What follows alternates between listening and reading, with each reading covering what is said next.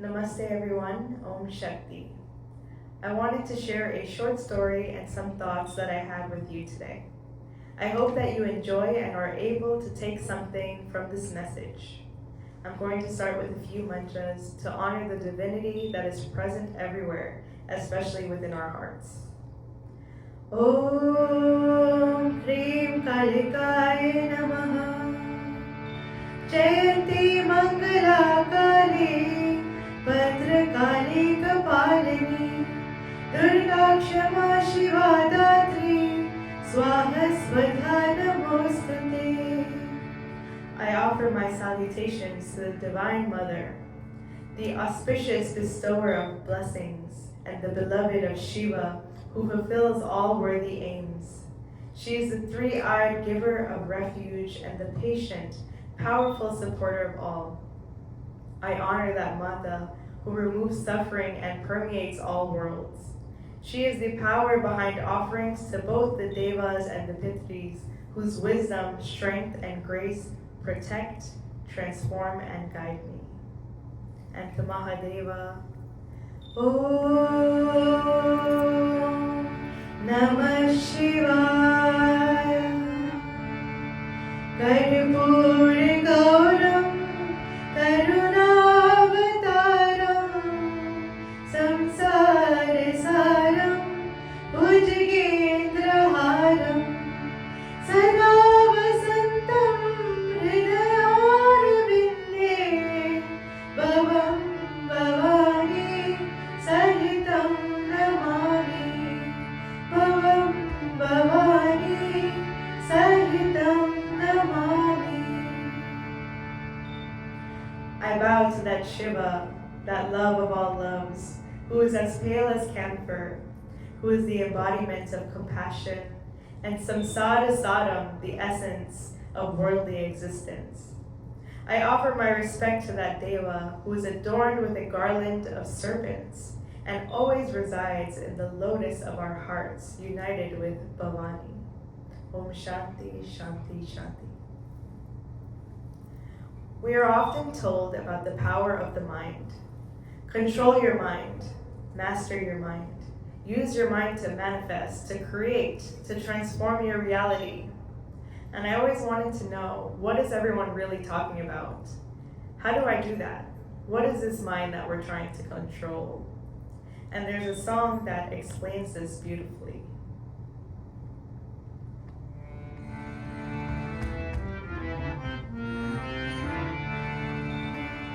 Tora man darpan kehlai re, tora man darpan kehlai. Bale bure sare gaye momo, dekhe aur dikhai. Tora man darpan kehlai re, tora man darpan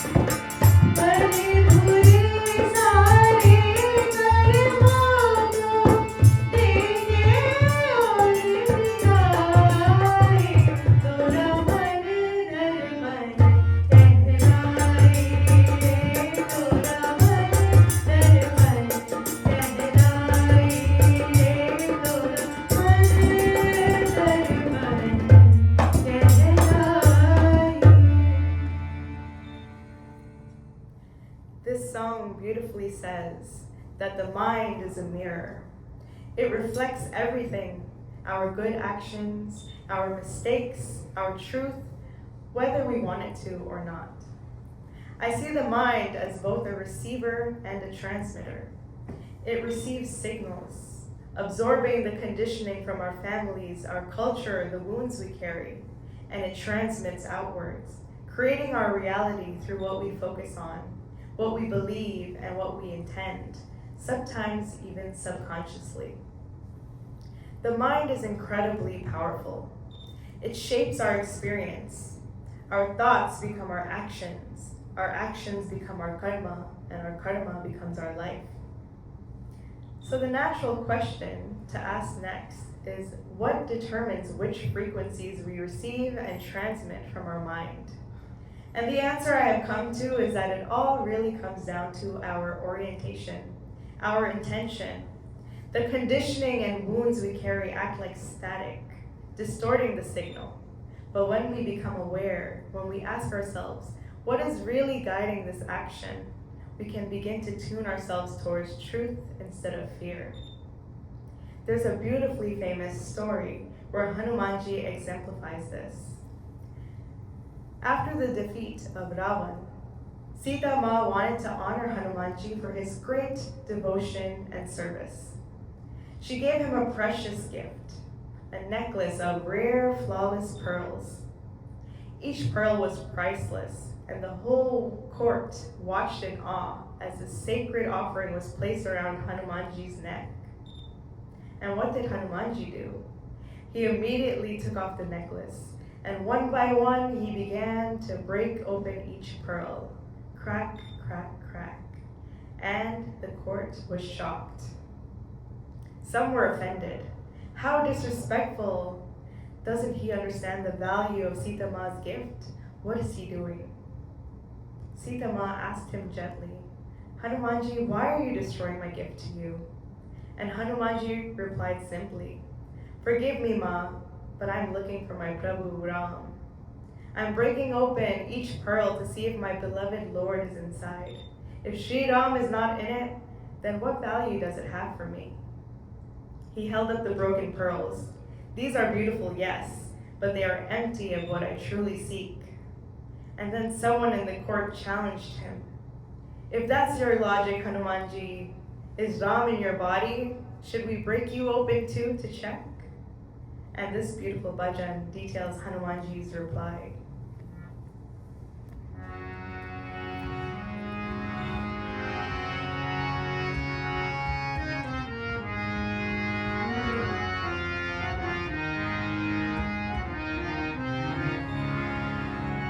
चीर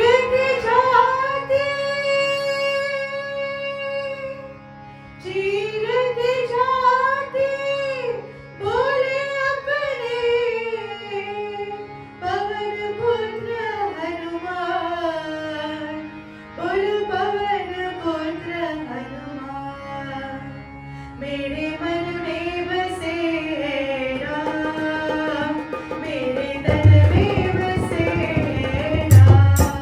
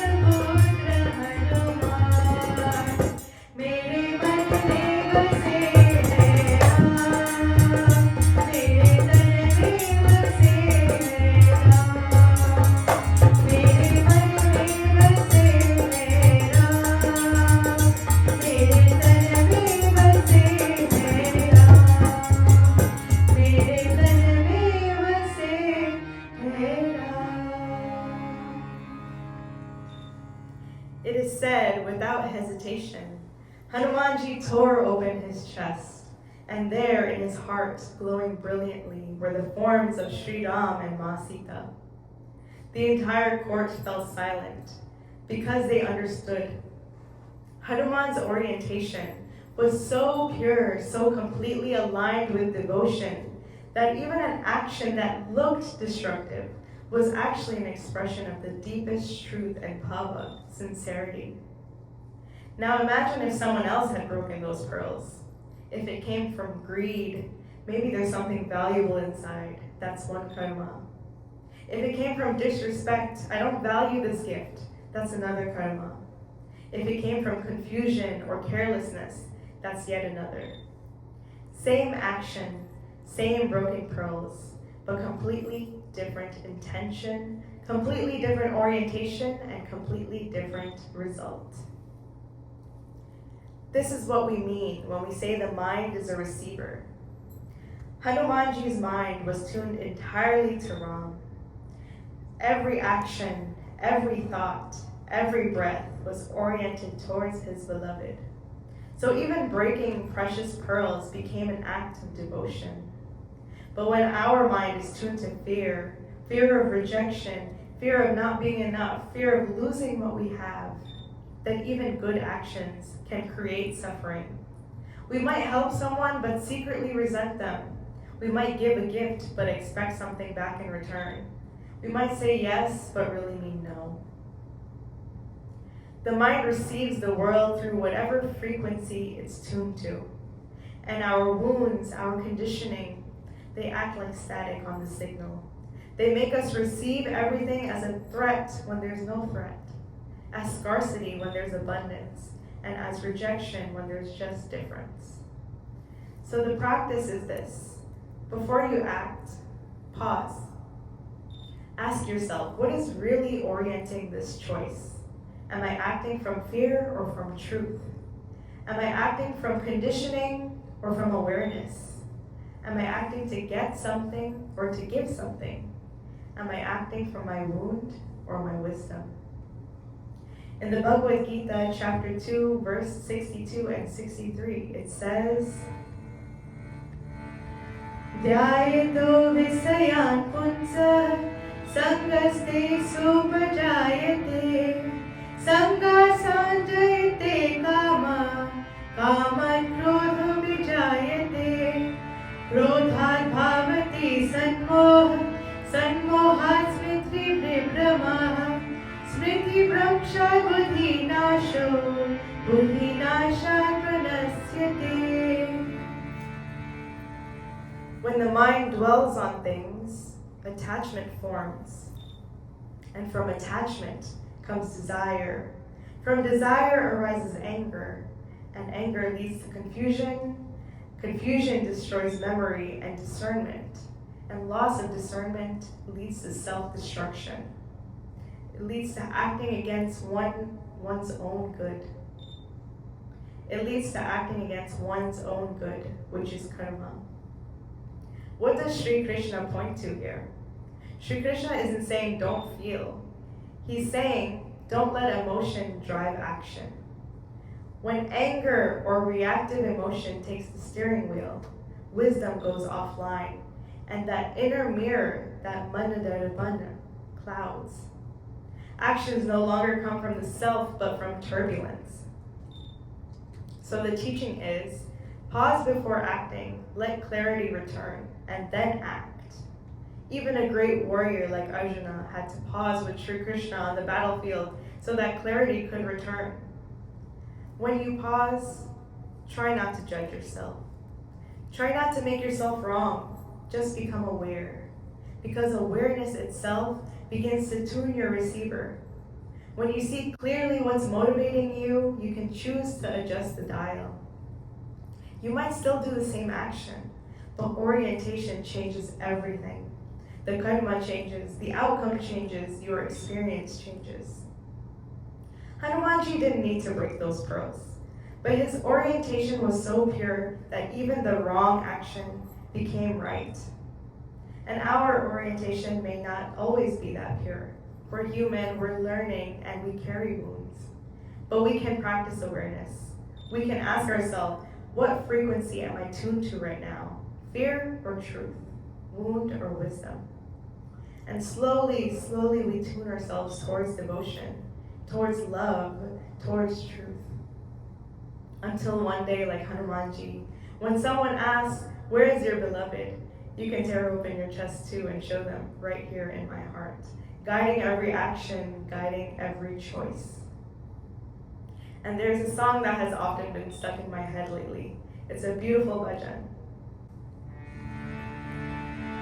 दुनिया ने चढ़ाए फूल तुझे मैं खुद को चढ़ाने आया हूँ दुनिया ने चढ़ाए फूल तुझे मैं खुद को चढ़ाने आया हूँ हे माई तुम्हारे द्वारे पे हे माई तुम्हारे द्वारे पे मैं सभी लुटाने आया हूँ दुनिया ने चढ़ाए फूल तुझे मैं खुद को चढ़ाने आया हूँ मैं खुद को चढ़ाने आया हूँ मैं खुद को चढ़ाने आया